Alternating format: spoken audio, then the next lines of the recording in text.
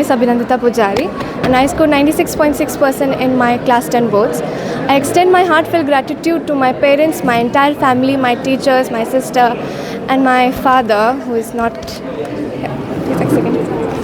And I thank each and everyone for believing in me and made me believe myself that I can do it. And and today I'm here because of everyone's support. Thank you. You're from Kokrajhar or from? Actually, I'm from Tejpur and I study here.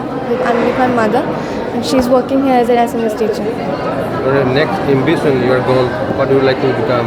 I'll take a science stream and I've not decided yet. I will decide. I'm not so sure now. You'll be studying here or you will be? I will be studying here.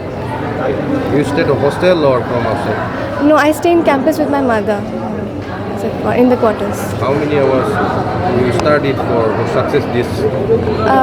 Max to max 6 hours every day and day and night 6 hours, and during holidays I studied for 8 hours every day. What would you like to give those who are now going to write exam next year? What will you give to message to them?